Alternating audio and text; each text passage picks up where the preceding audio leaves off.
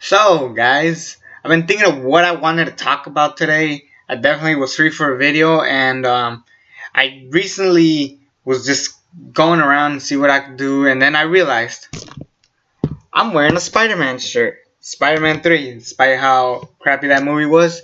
I decided, why don't I do a Spider-Man series? Not just, movies or maybe TV shows. I'm just here to review a bunch of Spider-Man related things because Venom is coming out soon. I think in 2 weeks.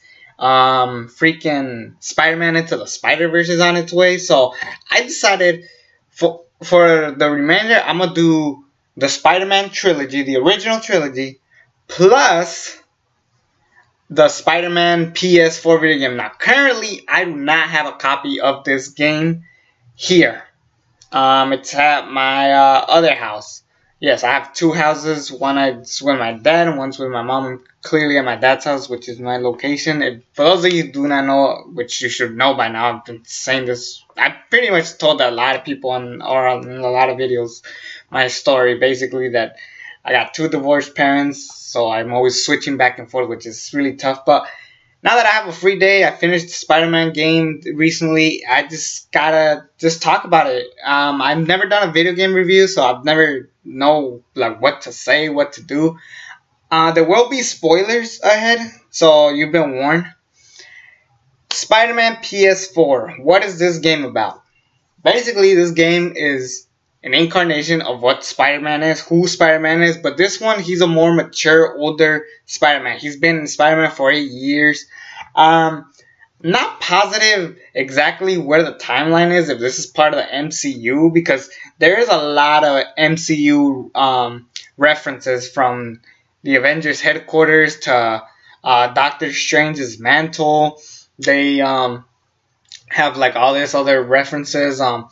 There's even like a bunch of Easter eggs with when you pick up some backpacks. You get the backpacks and you get a bunch of Easter eggs, like basically a bunch of references. And throughout the game, as the game goes on, you get all these new costumes. They got the Iron Spider. They got the original Spider-Man. They even have like a cartoon version of Spider-Man. They even had like different types of black suit Spider-Man, Spider-Man 2099. And it's been pretty dope what they've been doing with this. So I've definitely enjoyed what they've done with this game. And the story here is like basically in this one, Oscorp is the mayor, and or Norman Osborn is the mayor, and he's basically such a cocky asshole about it. What I liked in this game is that they actually made Dr. Octavius. Probably this is my favorite Dr. Octavius incarnation ever. Really, this is my favorite version of Dr. Octopus. I like Spider-Man 2. He was great in some of the cartoons. They've always got him correctly, but this is probably my absolute favorite. Basically, he used to work with Norman Osborn, but then he he got fired, or they took all his credit, so he left. And then both Otto Octavius, he's doing little projects with Peter. They're working underground, and they're working on these mechanical robot arms, which is gonna lead to what you expect, Doc Ock.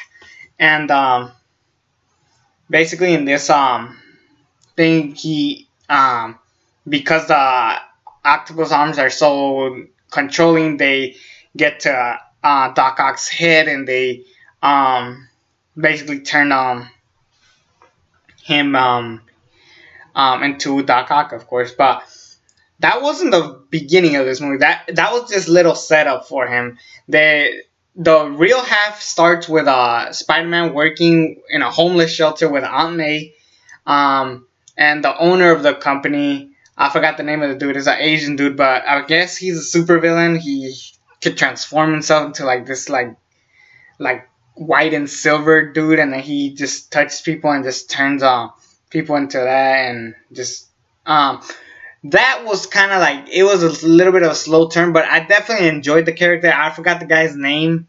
It was an Asian dude in the game, but yeah, I definitely enjoyed what he brought to the table in this story. And then hell, he introduced Miles Morales. Now, I got a lot to say about Miles Morales. First of all, this is like a mini origin story to Miles Morales, which is a good thing and kind of an off thing. Now, there's nothing bad about changing the origin story of any character.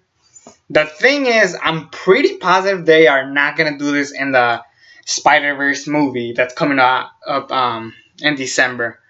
Um, my biggest concern with that is that I kind of wish that we had the movie first and then we had this, but I'm still happy that we got what we did with Miles Morales, because honestly, this made us fall in love with the character even more. Now, he has a very terrible background, where, you know, his father, of course, is a police officer, and he gets killed after getting promoted to a full-time police officer from the academy.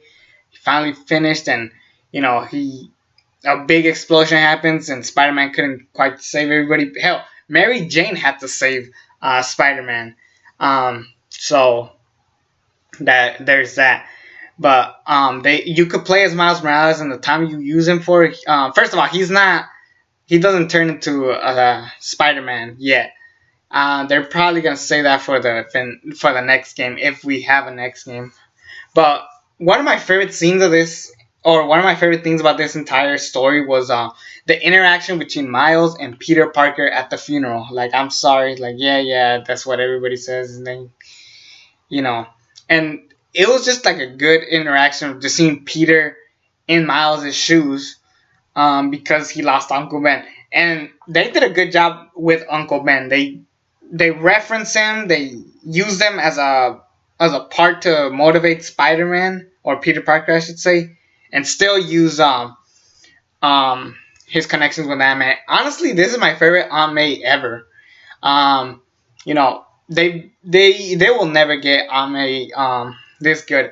Hell, honestly, this game brought the best out of all the characters. It really did. Hell, we start with a kick-ass scene with a Kingpin, that eventually leads to everything that is to come. And it's pretty cool how by the end, you know, we have the Sinister Six storyline with Doc Ock freeing a bunch of villains such as Vulture, Rhino, and Scorpion. Yes, they have Scorpion in this game. Thank goodness, because that's definitely one of the more underrated villains of all time. But yeah, another thing that I liked is the interactions with Mary Jane and Spider-Man, how they broke up and all this stuff. They don't fully tell the story, but you kind of put things together. I like how when things don't necessarily tell you what happened, they just happen. You know what I'm saying? And honestly, this could have been a TV show. This could have been a movie. This could have been anything. But it's cool that they put so much effort into this video game. It was promoted as if it was gonna come out last year or 2 years ago. I can't quite remember, but you know, that it was worth the wait, because this game did everything they could to like make it a great game. And I like that they made the main suit of the Spider-Man, like the main one. It was like just like a white spider in the front. It was unique. It was different, and it definitely make sure that it stands out as own. But of course, you don't have to use that costume. You could change it. You could use the classic Spider-Man. You could use the Iron Spider, 2099. I mainly like, when it comes to like games like that, I really like to stick to like the main costume. But I definitely did change some costumes every here and there. But with games, for me, I like to stick to like the original costume, unless if I am forced to like change the costume and maybe add a little bit more take to it. Like, one of my favorite games to play is Marvel Ultimate Alliance, and throughout that game, I kept changing people's costumes depending on how I felt. Like, if I were like all of my members were X-Men, I would like definitely make him look like the 80s X-Men, just so it's cool. So stuff like that, I would change the costumes. But yeah, overall, this was just a great game, and the ending was so unique, so brilliant. We're still debating whether or not MJ and Peter will reunite as a couple, and that's a cool thing. They actually made Mary Jane kind of like her own standout character. they have a. I kind of wish they had a J. Jonah Jameson in this game. They do, but he's not like shown. Um, so there's that. Another thing that I really enjoyed about this game was just again the ending. How they had Aunt May die in this um, game. Basically, Aunt May just had like a heart attack or cancer and or something, and Spider-Man goes to the doctor, and she goes, take off that mask so I can see my grandson. And I was like, yes, finally they admit that Aunt May knows he's Spider-Man.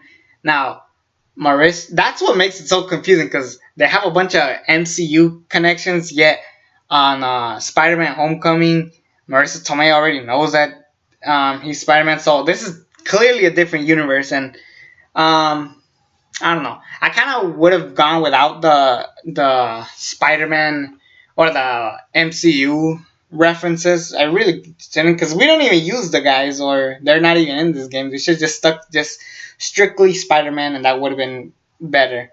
Um, but yeah. Anyway, she passes away, and it was just like one of the most devastating scenes of any Spider-Man. Like, that's something great about this game. It takes bigger stakes. It takes some of the best things about Spider-Man and try to make it better. Like, if anything, this is honestly the best Spider-Man anything. If you really think about it, this is my favorite portrayal of Spider-Man. Like, I like him a lot more here than I do in maybe any of the movies. And that's saying a lot, because I love Tom Holland as Spider-Man and Peter Parker. Andrew Garfield was an awful Peter Parker, but he was a pretty solid Spider-Man. I'll give him that. And of course Tobey Maguire, maybe not the best Spider-Man himself as the actual Spider-Man, but Peter Parker, he was spot on. So this was a great balance of anything they've done. So I really, really enjoyed this game. And the ending, I hope they do a sequel. They gotta do another game, because they just said basically, so throughout the game, Norman Osborn says that Harry's in Europe, he's gone. And I'm thinking they're taking that route of the Spectacular Spider-Man TV show, where Harry also goes to Europe for a while just to get some stuff out of his head. But in this game, it was just a lie, just so we could set up a future installment where Harry Osborn actually has the symbiote. He is Venom. And then I started thinking, why wasn't Harry Osborn Venom in Spider-Man 3? I don't know if that would have ticked off people, but I'm glad what they did, and I definitely am excited to see more. And again, you get the great motivation from the characters. You get a good balance of everything Spider-Man. This is honestly the best Spider-Man video game. Best Spider-Man video game by far. I love Web of the Shadows. I like the original Spider-Man. I even like the Spider-Man 2 video game. Hell, that might have been just as good, or if not better, than the movie. But this is probably, again, like I said, this is probably my favorite Spider-Man anything. It really was that damn good. That's how great it was. The story was there. The characters had the right motives. The Easter eggs were pretty good. I even liked that subway scene where Spider-Man tries to stop a train and then it didn't work, and he's like, oh, it worked last time. So I really like those little touches, and actually just saying that, it actually helps out me enjoying the rest of the Easter eggs. So good job to all those writers. Whoever got this deserves a medal. This is easily a 10 out of 10. The best Spider-Man video game, the best, probably, I'm not a video game guy, clearly, but this is probably my favorite Spider-Man video game overall. So I've definitely enjoyed this. I highly recommend it. 10 out of 10 if you haven't played it again. Again, I spoiled the game. I even put on the title spoilers, so you were warned. So, anyways, next up I'll be talking about the movies of Spider-Man. So stay tuned for that. It's me, the ALE XX Princess Carter's channel, if you haven't already. And until then, I'm out.